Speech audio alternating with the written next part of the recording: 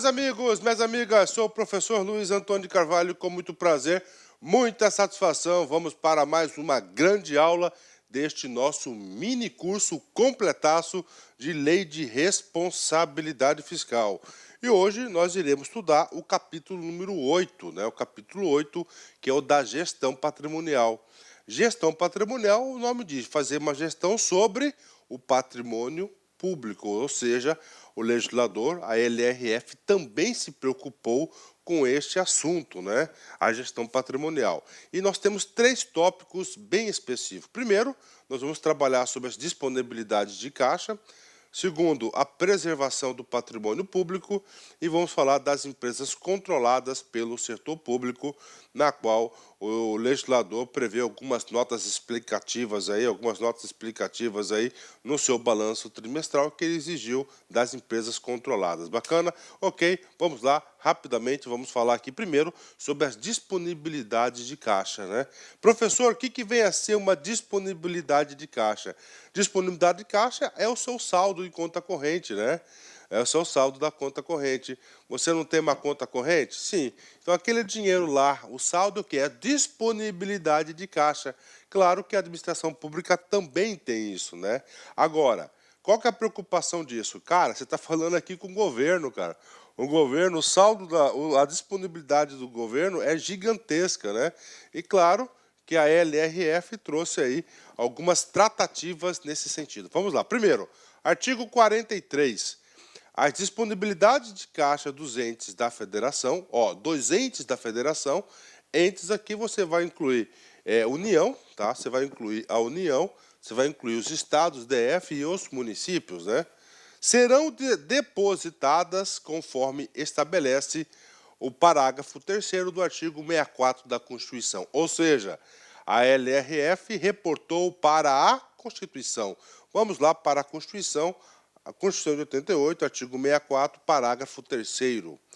As disponibilidades de caixa da União, vamos lá, já está apontando aonde serão depositados. Então, primeiro aqui, da União, né, que é o maior de todos, né, da União, serão depositadas no Banco Central do Brasil. Bingo, tá aí, no Banco Central do Brasil, serão as disponibilidades de caixa da União, serão disponibilizadas no Banco Central do Brasil. Isso aqui já caiu várias vezes em concurso. Bacana. Agora, a segunda parte do parágrafo vai dizer dos demais entes, né? As 2 estados, DF, municípios, 2 órgãos ou entidades do poder público e das empresas por eles controladas, né? Vamos ver o restante, né? Em instituições financeiras oficiais. Está aí, né? Em instituições financeiras oficiais, né? E aí, professor, cabe explicação? Com certeza, né? Com certeza. Vamos para a explicação mais fácil, né? Para aqueles estados da federação que são agraciados por bancos públicos, né? Por exemplo, Banrisul, Banestes, Banpará, BRB, tá? Então, esses bancos aí, eles são bancos de instituições financeiras oficiais estaduais. Então, neste caso específico, as disponibilidades de caixa serão depositados nesses respectivos bancos, né? Teve um tempo atrás no Brasil, papo reto com vocês, só mudando um pouco de assunto, né? Eu digo para vocês, sem medo de ser feliz, tá? Que quase todos os bancos tinham seu banco, né? Tinha seu banco estadual. Cara, acabaram com todos os bancos, cara.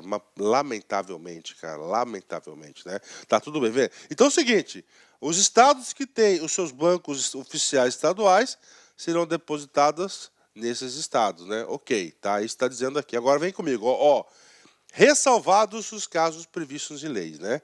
E aí, professor, quais são esses ressalvados casos previstos em lei, né? Aí é o seguinte, né? O banco, vou colocar aqui qualquer estado, qualquer município, né? Vou dar aqui no meu estado aqui, estado de Mato Grosso, né? Então, no estado de Mato Grosso, as disponibilidades de caixa do governo do estado de Mato Grosso são depositadas no Banco do Brasil, né? Sim, claro, Banco do Brasil, né? Professor, e outro exemplo, né? Vamos supor, depois eu vou explicar esse negócio para você. Por exemplo, teve um espaço de tempo, né, um espaço de tempo que a prefeitura de Cuiabá, por exemplo, né, e aí, claro, vocês vão olhar os seus casos aí dos municípios aí de todo o Brasil, né, a prefeitura de Cuiabá, né, foi depositada na onde? No Santander, né? Então, governo do estado foi o quê? No Banco do Brasil. Prefeitura Santander. Professor, por que isso, né? Porque eles fizeram tipo uma licitaçãozinha, né? E então, ó, ressalvados os casos previstos em lei. Ou seja, a partir do momento que não tem uma instituição estadual oficial, né? O poder público, o ente público, ele pode fazer uma licitação, tá certo, para escolher a melhor proposta para um convênio e escolher um banco aí privado aí, pode ser um banco oficial, pode ser um banco privado para ter depositado as suas disponibilidades de caixa. Bacana? Bingo, tá aí, né? Pago esse assunto, né? E agora, pessoal, agora a exceção, né?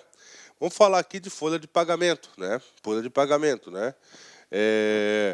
Muitos governos aí, tá? Muitos governos, o cara fala, vou dar o nosso caso aqui do Banco do Brasil, né? Do Banco do Brasil. Então o cara tem, o governo do estado do Mato Grosso, ele tem um convênio, né, um convênio para operador financeiro com o Banco do Brasil. Bacana, tranquilo, 10, sem problema nenhum. E eu, servidor público, né, passei no concurso, passei no concurso, voltei para o estado, né? Eu só tenho conta no Itaú, eu não tenho conta no Banco do Brasil. O cara fala, olha, para você receber aqui, você tem que ter conta no Banco do Brasil. Você já viu isso aí? Aí, né? Mas por que o governo falou? Porque é o seguinte, nós temos as nossas disponibilidades de caixa estão no Banco do Brasil.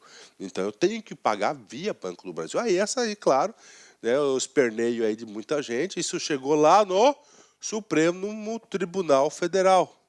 Então, olha só, o que o Supremo falou sobre isso, né? O Supremo Tribunal Federal entende que o crédito da folha de pagamento de pessoal não contraria o artigo 64, parágrafo 3º da Constituição Federal. Os pagamentos realizados aos servidores municipais não são disponibilidades de caixa, pois tais recursos, uma vez postos à disposição dos servidores, têm caráter de despesa liquidada. Pagamento feito não estando disponíveis ao município, pessoa jurídica de direito público interno, mas estão disponíveis aos servidores, credores e credores particulares. Bacana? Então tá aí para vocês. Folha de pagamento, então, não é considerado disponibilidade de caixa. Com base nisso aí, né? Claro, isso aqui não virou súmula ainda, né?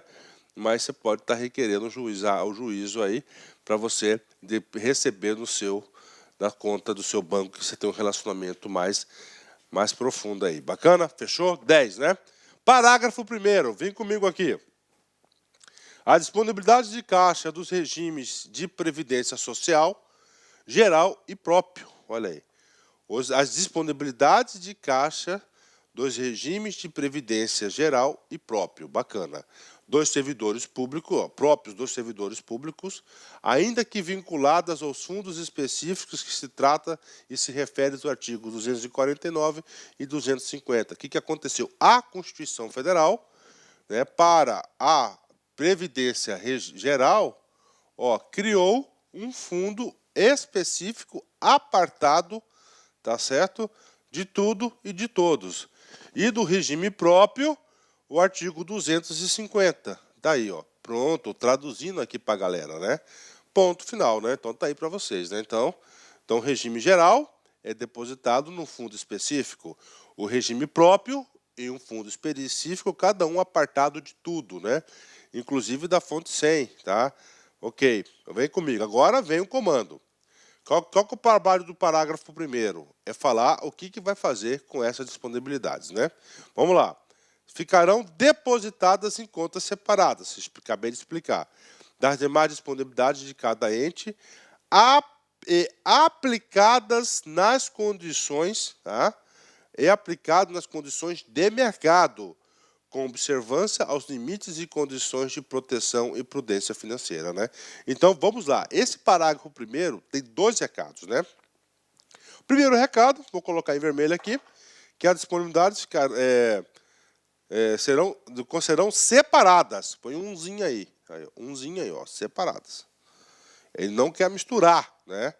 Por que ele não quer misturar? Porque até pouco tempo atrás, né, quando a nossa pirâmide social, nós tínhamos uma base muito grande, né, e um topo pequenininho, né, o que acontecia? O dinheiro da Previdência caía na conta única do governo, estava lá no bolão, gastava, né? Aí, a partir aí, principalmente da... Isso aqui foi inovação da emenda constitucional número 19, de 98, né? Ele separou, tá? Ele separou, cada um cuida do seu. Por quê? Porque hoje a despesa previdenciária aí no Brasil é caso sério, né? Grandes déficits públicos. Então, é separada, né? Então, é separada. Então, regime geral é um, regime próprio é outro, separado de todas as outras contas também de cada ente. Bacana, né? Segundo recado importante, ó, aplicadas, né? Olha aí, ó. Ó, aplicadas, né? Professor, o que significa isso? Então, lá está a disponibilidade de caixa, né? Aí eu vou dar um exemplo para vocês de todas as disponibilidades de caixa, de tudo, né? Tá o dinheiro parado lá, e aí, professor, vai ficar parado? Cara, dinheiro parado não faz dinheiro, né? Ou seja, então é permitido, a LRF já permite isso, já permitia antes também, as legislações anteriores, né, que o governo pega esse recurso e aplique no mercado financeiro para ter rentabilidade, né? Por exemplo, está lá 100 milhões de reais parado na conta, né? O cara faz aplicação de 2 dias, aí dá o quê? Dá 100 mil, 200 mil reais de rentabilidade para ele, 100 mil reais de rentabilidade, eu não sei o perfil da aplicação, mas isso pode estar aí. Tá? Inclusive o seguinte, né? O regime de previdência, ele é atuarial, então ele recebe e ele tem que ser aplicado, né? Aí ele coloca nas condições de mercado, ó, nas condições de mercado, ou seja, sem privilegiar ninguém, com observância aos limites e condições para proteção e prudência financeira. Então tá aí para a galera esse negócio aí, um parágrafo específico para tratar das disponibilidades, né? Das disponibilidades aí dos regimes, né? Só que eu lamento informar para vocês que a disponibilidade é sempre negativa, né? Todos os meses o governo federal, a fonte 100, coloca dinheiro nesse fundo 249 e coloca dinheiro no fundo 250. O certo é ter a reserva matemática aí aplicada. Bacana? Ótimo, né? Parágrafo 2º, né? O parágrafo 2º é uma complementação do parágrafo 1º. Vem comigo. É vedada a aplicação das disponibilidades que trata o parágrafo 1º. Professor, quais são as disponibilidades que trata o parágrafo 1º? São duas, né? Ó, do regime geral de previdência social e o regime próprio de previdência social. Dois regimes aqui, ou seja, deve aplicar? Claro que deve aplicar, né? Só não pode aplicar em duas ocasiões, né? Primeiro, né, vamos comigo aqui, os títulos da dívida pública estadual e municipal, né? Por quê, professor? Porque tem a possibilidade aí de insolvência é muito grande, né? Bem como as ações e outros papéis relativas às empresas controladas pelo respectivo ente da federação. Professor, o que significa esse cara aqui, né? Esse cara aqui significa dizer o seguinte, né? Aliás, voltando só um pouquinho aqui, ó, título da dívida pública, né? Olha só, observe que não está aqui a vedação da União. Então, você pode aplicar, sim, nos títulos da União. Porque se você aplicar no título da União, você pode ter certeza que você vai receber pelo menos aí a taxa Selic de remuneração, né? E outra coisa aqui, empresas controladas pelo respectivo ente da federação. Vamos supor que o Estado A, tá lá, tem uma empresa pública, tem uma empresa, uma SA, tá? Capital aberto lá na Bolsa de Valores, e ele quer fazer um upgrade comprando as ações, porque está as disponibilidades, não pode fazer isso, inclusive isso é proibido pelo Código de Ética da Comissão de Valores Mobiliários, né? É um grande conflito de interesse, isso inclusive, né, não faz parte de uma prática, de uma boa governança corporativa, né? Segunda vedação, né? Segunda vedação é que não pode o quê? Conceder empréstimos de qualquer natureza aos segurados e ao poder público, inclusive as suas empresas controladas, né? Então não pode aí ser esse empréstimo aí, nem ao segurado, nem ao poder público. O dinheiro da Previdência é um dinheiro santo. Bacana? Ponto, bingo! Concluímos aí a primeira assunto da aula de hoje, que é as das disponibilidades. Agora, nós iremos falar o quê? Da preservação do patrimônio público, né? Aqui, com certeza, eu acho que o legislador ficou à deriva, né? Ele tinha muito mais coisas aqui para poder instituir como regras para proteger o patrimônio público. Vamos ver quais são as regras previstas. Primeiro, artigo 44, ó, é vedada a aplicação da receita de capital. Opa, vem comigo, meus queridos alunos, ó. Receita de capital. Vamos lá, as duas principais, ó, né? As duas principais. Operações de crédito, né? E alienação. Alienação de bens, né? Vendendo coisas, né? A administração pública vende coisa pra caramba, cara. Bacana, vamos lá. Então é vedada, não pode essas receitas. Ó, derivada, ó, aqui ele colocou específica, derivada, ó, de alienação de bens e direitos que integram o patrimônio público para o financiamento de despesas correntes. Puxa, professor, eu lembrei esse cara aqui, professor. Eu lembrei, né?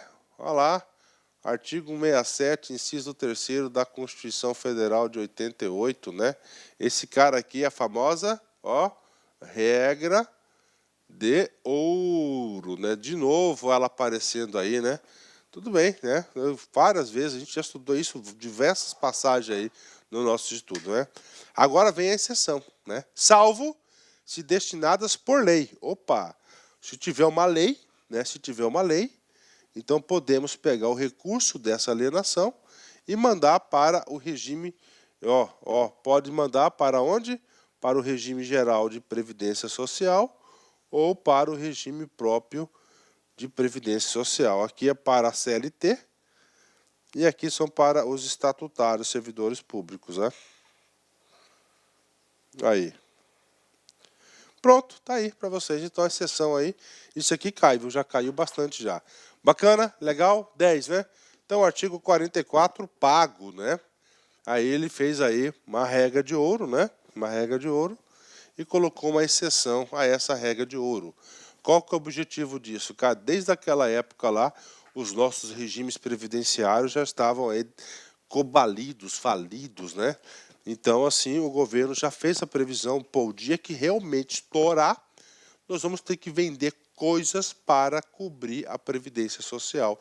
Então, por isso que ele já colocou essa exceção na lei, já prevendo que um dia poderá acontecer isso, né? Eu, particularmente, torço para que isso nunca aconteça, na verdade, né? Vem comigo aqui, tá? Observado o disposto no parágrafo 5º do artigo 5º, vírgula. Professor, o que diz o artigo 5º, parágrafo 5º da LRF? O artigo 5º você deve saber. Ele fala do quê? Da LOA, né? Nossa segunda aula. E o parágrafo 5º? A lei orçamentária não consignará dotação para investimento com duração superior a um exercício financeiro que não esteja previsto no plano plurianual ou em lei que autorize a sua inclusão, conforme disposto no parágrafo 1º, artigo 67 da Constituição Federal, né? Ou seja, né? Ele está falando o quê? De investimento, tá? Então tem mais de um ano, então você tem que estar previsto no PPA, ok. A lei orçamentária e os créditos adicionais só incluirão novos projetos. Novos projetos é a expansão da administração pública. Novos projetos é o quê? É o investimento da administração pública, né? Já chama atenção para você. Aqui é novos projetos, não atividade, né? Após adequadamente atendidos os em andamento. Olha aí que coisa legal, né? Construção de uma ponte nova. Eu preciso de uma ponte. O que ele está falando? Cara, você não pode incluir novo projeto no orçamento, tá? Se você não estiver concluído ou estiver em andamentos demais. Se tiver alguma obra parada, não pode. Isso que diz. E aí, fabuloso, tá? Fabuloso isso, né? Isso aqui, naquela época que foi feita a LRF, cara, tinha, não sei, milhares de obras paradas, né? As obras não terminavam no Brasil. É, sério, né? Os governantes lá adoravam lançamento da pedra fundamental, né? Tudo o quê? Tudo um auto-engano. Ô, Brasil de auto-engano esse, né, cara? Eu que já estou muito tempo em finanças públicas, cara, eu vejo ano após ano, né? Ou seja, grande intenção, tá? Do legislador aqui, né? Grande dispositivo esse. O que ele está falando? Ó, só pode novos projetos se só tiver adequadamente atendidos em andamento, tá? O objetivo principal aqui é combater a tal das obras paradas, né? Obras paradas. E contempladas as despesas de conservação do patrimônio público. Olha aí. Nos termos que dispuser a LDO. Então, ponto aí, né? Então, você só pode fazer novos projetos, né?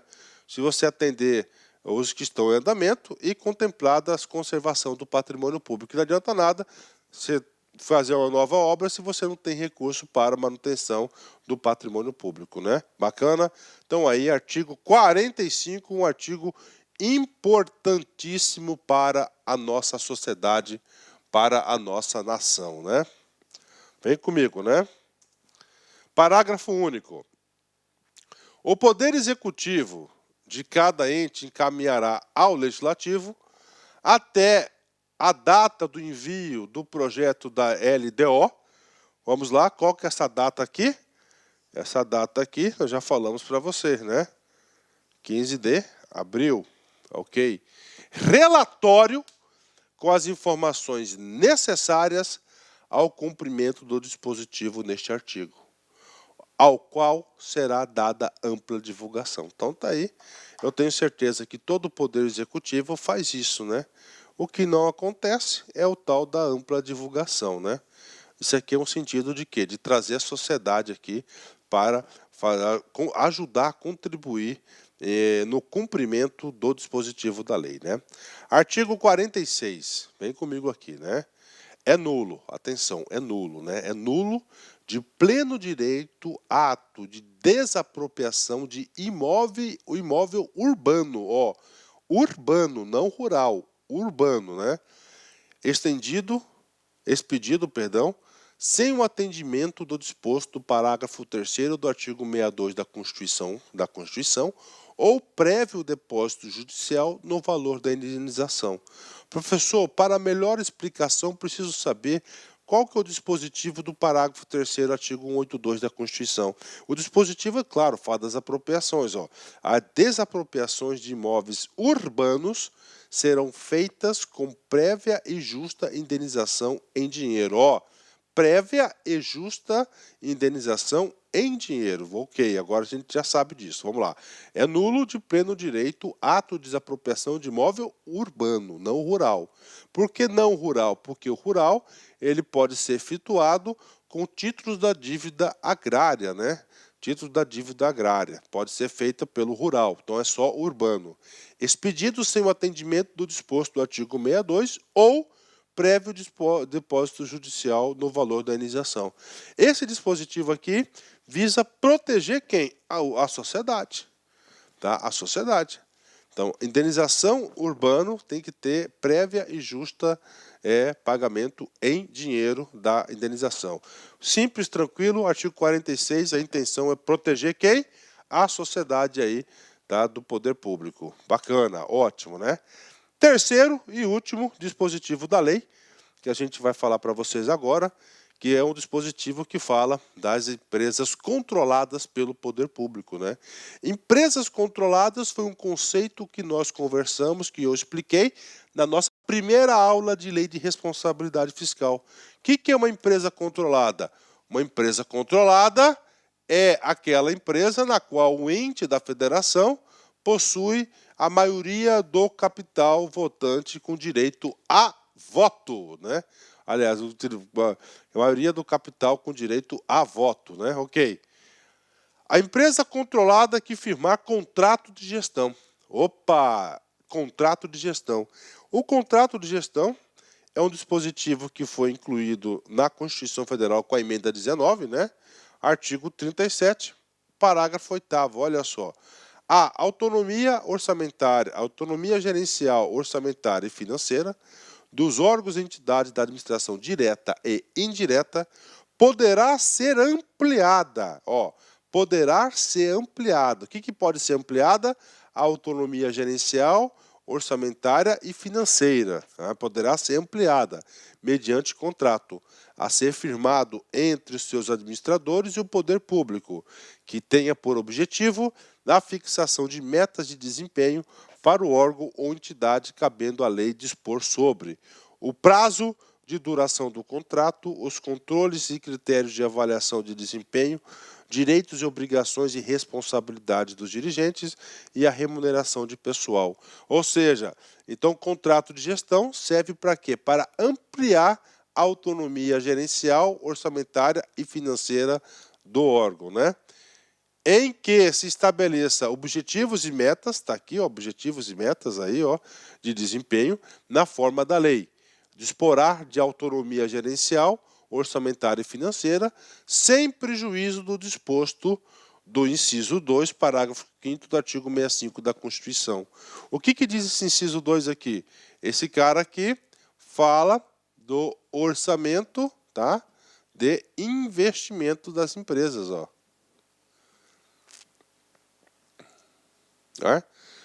Explicamos isso já diversas vezes. Bacana?